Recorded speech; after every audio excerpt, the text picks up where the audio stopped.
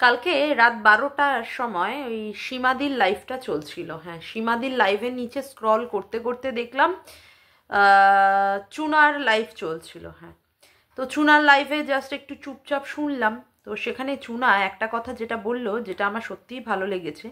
চুনা বলেছে যে বাচ্চার মাকে যখন ওরা দেখেছে, যে ওদের মনে হয়েছে, মানে আমাদের মিন করেই ও বলেছে, ওদের মনে হয়েছে যে বাচ্চার মা অন্যায় করেছে, তখন ওরা বাচ্চার মাকে নিয়ে ওরা ভিডিও করেছে। এখন যেখানে ওরা বুঝতে পারছে যে বাচ্চার বাবাও সেই একই দোষে দুষ্ট, অর্থাৎ বাচ্চার বাবাও সেই সেম অন্যায়টা করছে, তাহলে সেখানে বাচ্চার বাবাকে নিয়ে কেন ওরা বলবে না? যদি ওরা না বলে তাহলে তো ওদের কাছে নিরপেক্ষতার কোনোটারই মানে থাকে না। এবং যে কথাটা সত্যিই আমার খুব ভালো লেগেছে, যে চুনা যে এই জিনিসটা যে বুঝতে পেরেছে, যে যখন বাচ্চার মা অন্যায় করেছিল সেই সময় বাচ্চার মাকে নিয়ে আমরা, বিশেষ করে আমি বাচ্চার মাকে নিয়ে আমি অনেক কথাই বলেছি যে বাচ্চার মায়ের এই ধরনের কাজকর্মকে আমি সমর্থন করিনি। সেই একই কাজ যখন বাচ্চার বাবাকে করতে দেখছি এবং অবলীলাক্রমে বাচ্চার বাবাকে করতে দেখছি, সেক্ষেত্রে বাচ্চার বাবাকে নিয়ে কেন বলবো না? আজকে আমার পুরো ভিডিওটাই হবে বাচ্চার বাবাকে নিয়ে। সবার আগে ইন্ট্রো। হ্যালো বন্ধুরা, কেমন আছো তোমরা সবাই? আশা করি তোমরা সবাই ভালো আছো। মামনের মনের কথাতে তোমাদের সকলকে সুস্বাগতম। আমিও খুব ভালো আছি। আজকে বেশ একটা বৃষ্টি বৃষ্টি ওয়েদার, ভালোই মানে ভালো রকমই বৃষ্টি পড়ছে। সকাল 11টা থেকেই মনে হয় বৃষ্টি শুরু হয়েছে, এক এক জায়গায় তো ভালোই বৃষ্টি হচ্ছে। যাই হোক, বেশ একটা মানে মনোরম একটা ওয়েদার। এখন আর পাখা চালানোর দরকার নেই। দুদিন ধরে আমাদের ঘরেও মানে প্রায় প্রত্যেকের ঘরেই পাখা চলেছে। আজকে মনে হয় না আর কারোর ঘরে পাখা চলবে। মানে ওয়েদারের কি না, মানে ভগবানের কি ইচ্ছা, কখনো ওনার মনে হলে উনি গরম ফেলে দেবেন, যখন মনে হবে পাখা চালিয়ে দিতে হবে, আবার ওনার মনে যখন হবে বৃষ্টির মাধ্যমে আমাদেরকে শীতল করে দেবেন। যাই হোক, এবার যেটা নিয়ে আসি, বাচ্চার বাবা আজকে থাম্বনেলে অনেক বড় একটা দিয়েছে যে তার চ্যানেল শেষ করা দেওয়ার জন্য কারা কারা দায়ী, তাদের উনি ছাড়বেন না, বা এরকম কিছু একটা লিখেছেন। তা যাই হোক, গিয়ে দেখলাম। তো দেখার সাথে সাথে সেখানটায় পুরো লাইফস্টাইলই দেখালো, যে সেখানে তাদের 5 গাড়ি বালি এসেছে, না মাটি এসেছে, অমুক এসেছে। তারপরে তাদের সে কোথায় একটা গেছিল, একটা মানে পুজো ছিল, সেখানে অমিতের সাথে সে গেছিল, অনেক জিনিসপত্র নিয়ে এসেছে। তারপরে বাচ্চাকে মানে কৃষু বাবাকে টিভিতে চালিয়ে দিচ্ছে কার্টুন টার্টুন, কৃষু বাবার সাথে আবার ওই লাফান্দড়ি খেলছে। ভালোই লাগলো, সমস্ত কিছু ভালো লাগলো। তারপরে মঙ্গলবারের ব্লগ যেহেতু সে দিয়েছে, সেই জন্য মঙ্গলবারে সে বজরংবলীর পুজো করে, সেখানে মঙ্গলবারে বজরংবলীর পুজোর জন্য সে সমস্ত কিছু ঠাকুরকে সুন্দর করে কাপড় টাপড় পেতে পুজো টুজো করেছে, সবই ভালো লাগলো। লাস্টে গিয়ে সে কিছু কথা আমাদের উদ্দেশ্যে বলেছে। কি বলেছে সে বলেছে যে এই যে আজকে যেটা তার সাথে ঘটছে সেটা তার এই রকমভাবে দেখিয়েছে কর্মফল, সে অতীত ভোলেনি। তারপরে সে কি বলেছে, সে তো চাষার ছেলে, তার ঠাকুর দাদাও চাষার ছিল, তার বাবাও চাষ করে খেয়েছে, সেও চাষ করবে, সে কর্ম করতে কোনো রকমের ভয় পায় না, অর্থাৎ পরিশ্রম করতে সে ভয় পায় না। তার জন্য ইউটিউবের আজকে আছে কি নেই এরকম পরিস্থিতি সে বুঝতেই পারছে যে তার চ্যানেলটা হয়তো সেইভাবে আর থাকছে না। সেজন্য সে কি করবে, মাঝে মাঝে এসে আপডেট দেবে এবং ওই চাষের কাজেই সে নিজেকে মনোনিয়োগ করবে। এবং এই যে চ্যানেলটার আজকে যে তার এই রকম দুর্দশা, চ্যানেলটার দুর্দশার জন্য সে তার নিজের ভাগ্যকে দোষারোপ করেছে। এবার আমি তার উদ্দেশ্যে কিছু কথা বলবো। সে যখন প্রথম ইউটিউবে এসেছিল তখনও সে চাষার ছেলে ছিল। আজকে যখন সে ইউটিউবের একদম মধ্য গগনে ছিল তখনও সে চাষার ছেলে ছিল। আজকে যখন তার মনে হচ্ছে যে সে এখানটা ইউটিউবটা রাখতে পারবে না, তখনও সে চাষার ছেলেই রয়েছে। মানে ও বিলংই করে কিন্তু চাষার ছেলে। ও কিন্তু প্রথম থেকেই বুঝিয়ে দিয়েছে চাষার ছেলেতে আমার কোনো আপত্তি নেই, এটাতে কোনো অন্যায় নয়। চাষার ছেলে সে কে কি কর্ম করবে বা কে কির মাধ্যমে তার অন্ন সংস্থান করবে, এটা তার চয়েস। এটা তার চয়েস। কিন্তু ইউটিউবটাকে সে কেন সেই জায়গায়, চাষির ছেলে বলে সেই জায়গায় এনে ইউটিউবটাকে ছোট করছে? আজকে যখন সে মধ্য গগনে ছিল, বা আজকে যখন তখন এই রকমভাবে তার ডাউনফল হয়ে গেছে, আজকে কি তার কোনো সময় মনে করা উচিত ছিল না যে এটা তার ভাগ্য নয়, এটা তার কর্মদোষ? এটা তার কর্মদোষ। আজকে যে কর্মদোষের ফল সে ভুগছে, না, কর্মদোষের মধ্যে অতীত বলতে তার বউ চলে যাওয়াটা তার কোনো কর্মদোষের মধ্যে আমি দেখছি না। কারোর বউ যদি না থাকতে চায়, সে যদি অন্য কোনো সম্পর্কের মধ্যে যুক্ত হতে চায়, বা কারোর বউ তার সংসারের মধ্যে কোনো রকমেই মানানসই হতে পারছে না নিজেকে, তো সে বউ চলে যাওয়া আমার মনে হয় অবশ্যই ভালো। সেটাকে ভাগ্যের নামান্তর বলে চালিয়ে দেওয়াটা আমার মনে হয় না কোনো রকমের ঠিক কাজ হলো। কারণ এই যে আমরা রবি প্রিয়াঙ্কার ক্ষেত্রে দেখলাম, প্রিয়াঙ্কার ওই ভাই, যতদূর সম্ভব ছেলেটির নাম সুশান্ত বা এরকম কিছু একটা হবে, সেই ছেলেটি একটা মাসও সংসার করতে পারেনি, একটা মাসও সংসার করতে পারেনি। সেক্ষেত্রে তার বউ চলে গেছে। তার বউ চলে যাওয়ার তো তার এখানটায় কোনো রকমের দোষের মধ্যে পড়ে না, তার ভাগ্যের দোষ নয় এখানটায়, তার কোনো কিছুই দোষ নয় না, তার কোনো কিছুই। তার বউ যদি না থাকতে চায় সেক্ষেত্রে তার কি দোষের আছে? না। এবার কথা হচ্ছে তাহলে আজকে তার এই জায়গায় আসলো কেন? কেন আসলো? তাহলে একটু অতীতে আমাকে যেতেই হবে, অতীত আমার কিছুটা হলেও ঘাটতেই হবে, তাই না? আচ্ছা, আমি যখন এই ইউটিউবে আসলাম, আমি মোটামুটি কিছুটা আমি দেখতাম। হ্যাঁ, ওই মাল রিকভারি করার দিন থেকে শুরু করে যেদিন বাচ্চার বাবা ওই রকমভাবে রাত্রি 2:30-3টের সময় একটা ছোট্ট 2-2.5 মিনিটের একটা ভিডিও করেছিল, সেই সময় আমি কিছু দেখতাম।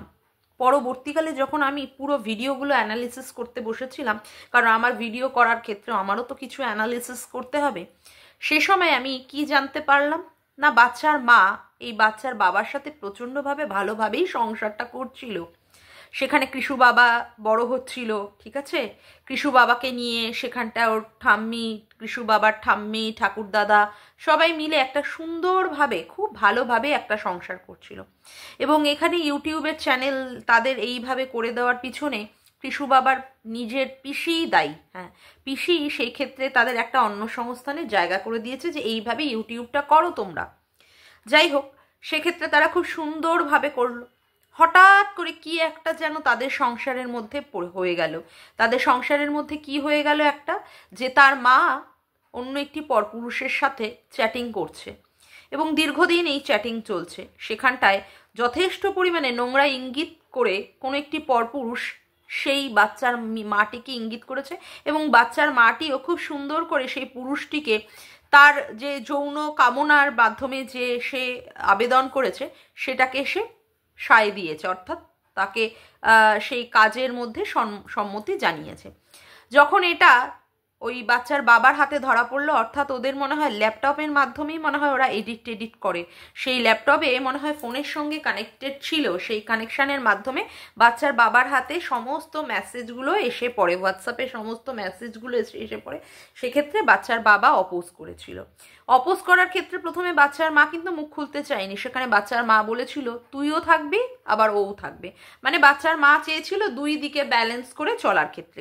কিন্তু কোনো স্বামী কি চায় যে তার বউ তার সঙ্গে থেকে সম্পর্কের মধ্যে থেকে তার স্ত্রীর মানে শাখা সিঁদুর পরে তার বাচ্চার মা হয়ে সে আবার একটা পরপুরুষের সাথে সম্পর্ক রাখবে? এরকমভাবে কোনো বউ চায় না। আমরা মনে হয় এরকম কোনো একটি কল রেকর্ডিংয়ের মাধ্যমে শুনেছিলাম, যতদূর সম্ভব সঙ্গীর কল রেকর্ডিংয়ে।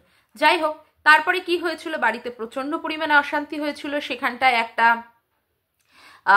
ওই ওদের মনে হয় ওই একটা মিটিংয়ের মাধ্যমে ডাকা হয়েছিল, সেখানে গ্রামের মোড়ল টোড়লরা এসেছিল। সেখানে বাচ্চার মা পরিষ্কারভাবে জানিয়ে দিয়েছিল সে সংসার করবে না, সে কি করতে চায়, সে চলে যেতে চায়, সে ডিভোর্স নিতে চায়। আর যদিও বা সে সংসার করে, সেখানটায় কোনো রকমে অ্যালাও হবে না বাচ্চার ঠাম্মি, অর্থাৎ হ্যাঁ বাচ্চার ঠাম্মি, সেখানটায় বাচ্চার মা তাকে অ্যালাউ করবে না। এইভাবেও মনে হয় না কোনো মানে ছেলে তার মা থাকবে না সংসারে আর সেখানে সে তার বউকে নিয়ে সংসার করবে, এইভাবে মেনে নিতে পারে না।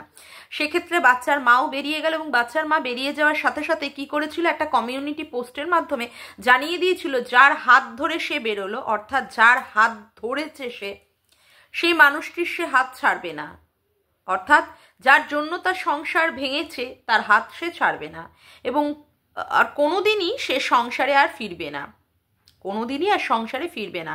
বাচ্চার বাবাও যখন বারংবার বাচ্চার মাকে আসার জন্য অনুরোধ করেছিল, এরপরেও বাচ্চার বাবা চেয়েছিল যাতে করে বাচ্চার মা তাদের কাছে ফিরে আসুক, তখনও কি করেছিল, বাচ্চার মা বলে দিয়েছিল যে তার মুখ বেচে যাতে করে মানে ঘরে মার্বেল টাইলস বসানোর চিন্তা বাচ্চার বাবা যেটা করছে সেটা ভুল, যদি তাদের ক্ষমতা থাকে তারা করে নেবে। যাই হোক, পরবর্তীকালে বাচ্চার মা বাচ্চার মায়ের মতো আলাদাভাবে রয়েছে এবং সেক্ষেত্রে বাচ্চার বাবাকেও 498 এর মতো কেস দিয়েও একটা জর্জরিত করার চেষ্টা করেছিল। তারপরে বাচ্চার বাবাকে হেনস্থা করার ক্ষেত্রে বিভিন্ন রকমের কলা কৌশল অবলম্বন করেছিল। তারপরে এসেছিল সেবক দাদা, এইগুলো তো আমরা সবাই জানি।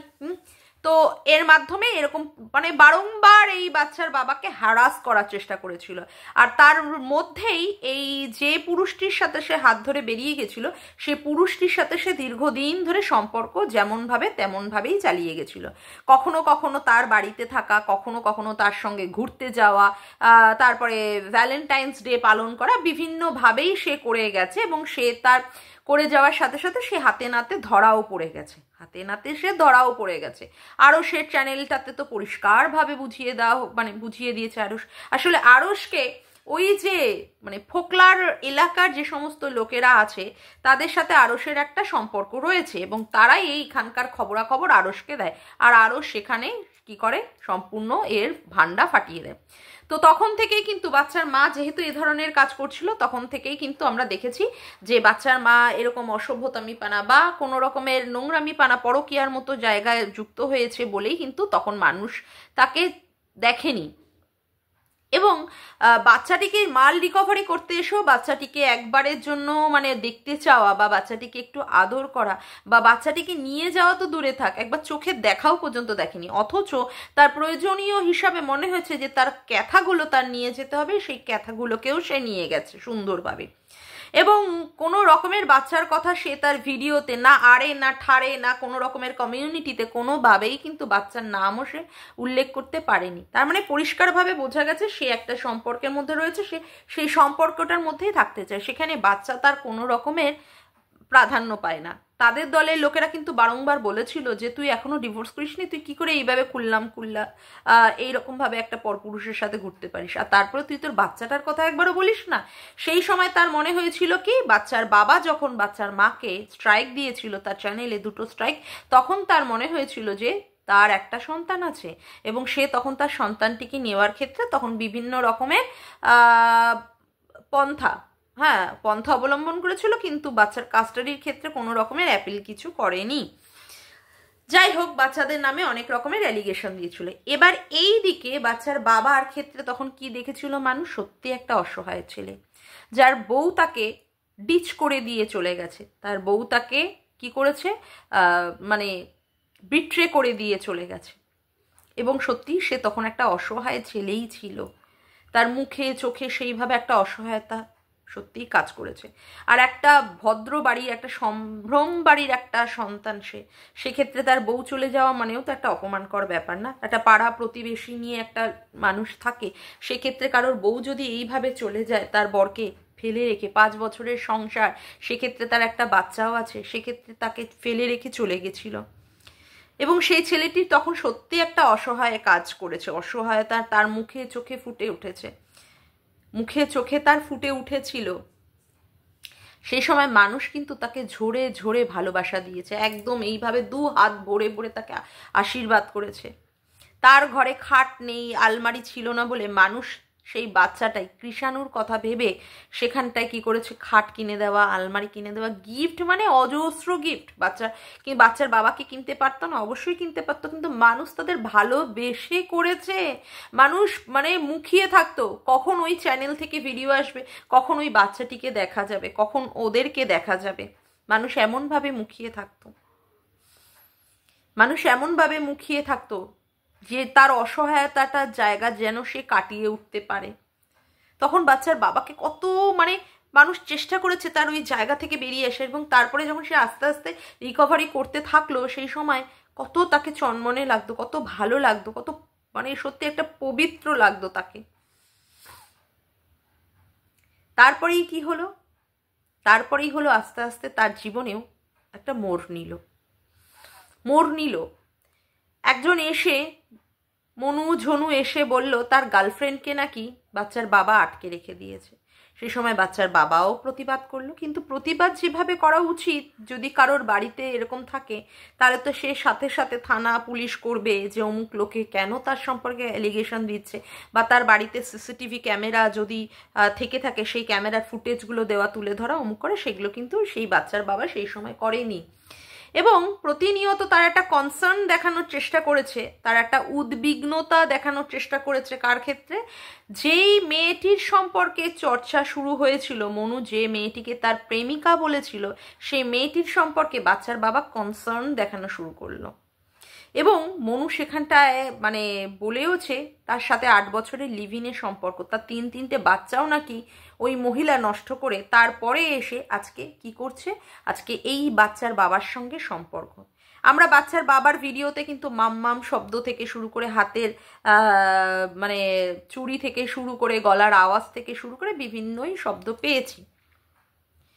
তারপরে কি হলো? তারপরে এক মহিলা আসলো ইউটিউবে, সেই মহিলা কি করলো, বলল যে হ্যাঁ সেই হচ্ছে মনু ঝনুর প্রাক্তন প্রেমিকা, এবং সে এখানটা ইউটিউবে চ্যানেল খুলেছে এবং সে বাচ্চার বাবার সঙ্গে একটা সম্পর্কে আছে।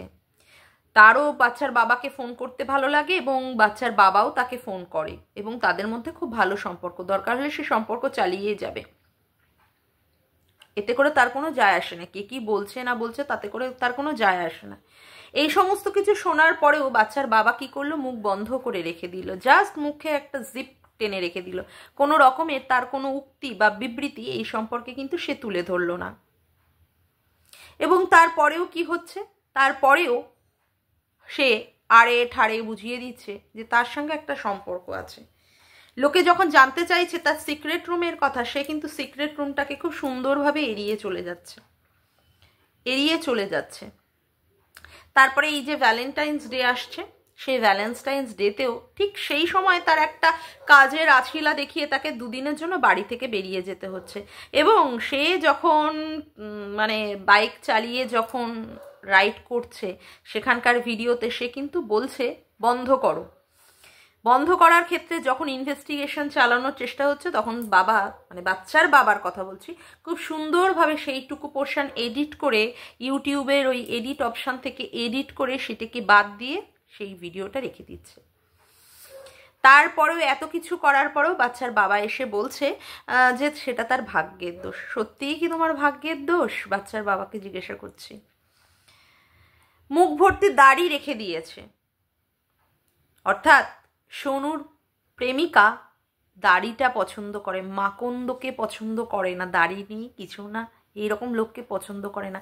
তাই একগাল দাড়ি দেখিয়ে বুঝাতে চেয়েছে কত পাগল প্রেমিক সে, কত পাগল প্রেমিক, কত ভালোবাসে। এইভাবে দিনের পর দিন তাকে পরিষ্কার বুঝিয়ে দিয়েছে যে তার প্রেম নিবেদনটাও প্রচণ্ড পরিমাণে একটা স্ট্রং। আজকে সেখানটা এসে বলছে যে তার ভাগ্যের দোষ। কেন? সত্যি তোমার ভাগ্যের দোষ না, তোমার কর্মফলের দোষ, তোমার চুলকানির দোষ। বলতে বাধ্য হচ্ছি, আজকে যে অন্যায় বাচ্চার মা করেছে সেম অন্যায় তুমিও করলে। হ্যাঁ, তোমার তাই বলে লাইফ নেই, অবশ্যই আছে। তোমার একটা জীবন আছে, তোমার জীবনে একটি মেয়ের অবশ্যই দরকার, তোমার একটা সংসার হওয়ার দরকার আছে, কিন্তু সেই সময়টা কখন? এখন দরকার তোমার, এখন এই মুহূর্তে। মানুষ তোমাকে গ্রহণ করেছিল, 2 হাত ধরে মানুষ তোমাকে ভালোবেসেছিল, 2 হাত ধরে মানুষ তোমাকে উজাড় করে ভালোবাসা দিয়েছিল। জিনিসপত্রের কথাটা আলাদা বিষয়, জিনিসপত্রতে আমি যাচ্ছি না, তোমারও জিনিসপত্র কেনার যথেষ্টই ক্ষমতা আছে, কিন্তু মানুষের ভালোবাসাটা প্রচুর দরকার জীবনে বেড়ে ওঠা, জীবনে বড় হওয়া, জীবনে ভালো থাকার ক্ষেত্রে।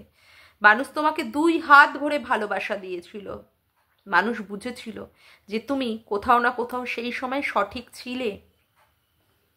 কিন্তু আজকে মানুষ তোমার জায়গাটা, মানে তুমি তোমার নিজের জায়গাটা মানুষকে দেখিয়ে দিচ্ছ যে আমি এই ধরনের, আমি এরকম করবই, আমি কারোর কোনো কথায় পাত্তাই দেব না। গাল ভর্তি দাড়ি তোমাকে মানুষ বলেছিল গালের ভর্তি দাড়িটা কাটো, তুমি কারোর কোনো কথাতেই পাত্তা দাওনি, কোনো কথাতেই পাত্তা দাওনি। সবাই বলে ভাঙাটিনের মা 5 দিন ভাঙাটিনকে রেখে গেছে, ওর মা নোংরা, ওর নোংরা, অমুক তমুক। তা তুমি কি কোনো অংশে কিছুতে বাদ যাও? যখন ভাঙা টিনের মা রেখে গেল তোমার বাড়িতে, তোমাদের বাড়িতে, তুমি কেন আপত্তি করনি ভাঙা টিনকে তোমার বাড়িতে রাখার ক্ষেত্রে? তুমিও তো একই দোষ করেছো তার সাথে সাথে। তোমার মনে হয় না কোনো ভদ্র পরিবারে, কোনো ভদ্র বাড়ির ছেলে বিয়ের আগে যাকেই বিয়ে করুক তার সঙ্গে কখনোই এক বাড়িতে এক জায়গায় থাকা উচিত না? বিশেষ করে আমাদের হিন্দু সমাজের ক্ষেত্রে এই নিয়মটাই তো আমরা দেখে বড় হয়েছি না। এখন যুগ অনেক বদলে গেছে, সেখানে লিভ ইন সম্পর্ক, অমুক সম্পর্ক, কোনো কিছুই বাধা যায় না। কিন্তু তাও তো আমরা একটা মানে সমাজে বাস করি, একটা ভদ্র সমাজে বাস করি। সেক্ষেত্রে এই রকম জিনিস আমাদের সমাজে এখনো চলে না। মডার্ন আমরা হতে পারি, যতই মডার্ন হই ততই আমরা অধঃপতনের দিকে নেমে এসেছি। মডার্ন আমাদের নামান্তর মাত্র, কিন্তু অধঃপতনটাই আমাদের সবচেয়ে বেশি পরিলক্ষিত হয়। আজকে সেখানে তোমাকে মানুষ আর দেখছে না। কেন দেখছে না বলো তো? তোমার কর্মফলের জন্য। তুমি মানুষকেই পাত্তা দিচ্ছ না, মানুষকেই তুমি অবহেলা করছো। যে সমস্ত ভিউয়ার্সরা তোমার পাশে রয়েছিল, ভালোবাসা দিয়েছিল, তুমি তাদেরকেই অবজ্ঞা করেছো, তাদেরকেই ছুঁড়ে ফেলে দিয়েছো। তাহলে কি করে মানুষ তোমাকে গ্রহণ করবে? কি করে মানুষ তোমাকে গ্রহণ করবে? আজকে একটা বাচ্চার ভবিষ্যতের জন্য তোমার তো আরো উচিত ছিল নিজেকে সংযম করে রাখার। হ্যাঁ, অবশ্যই তুমি বিয়ে করতে, অমুক করতে, কিন্তু কেমন, কি ধরনের মেয়ে? তোমাকে মেয়ে কারোর খুঁজে দিতে হবে না।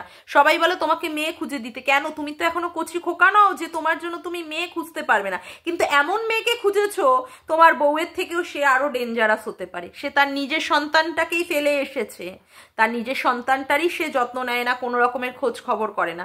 তোমার সন্তানের কিনা সে জননী হবে। আজকে যে কারণে তোমার বাচ্চার মানে মায়ের কাছে পাঠাতে সবার ভয় লাগে, কারণ সেখানে ফোকলা আছে, সৎ বাবা। সে কি তোমার বাচ্চাকে ভালোভাবে নেবে? সে কি তোমার বাচ্চাকে ভালোভাবে যত্ন আত্তি করবে? তোমার বাচ্চাটার ক্ষতি করবে। সে একই কথা তো আজকে তোমার এই যাকে তুমি বাড়িতে এন্ট্রান্স দিতে চাইছো সেও যে করবে না, তার গ্যারেন্টার কে হবে? এই একই জিনিস তো তোমার এর ক্ষেত্রেও ঘটতে পারে না, যাকে তুমি বাড়িতে এখন এন্ট্রি দিতে চলেছো।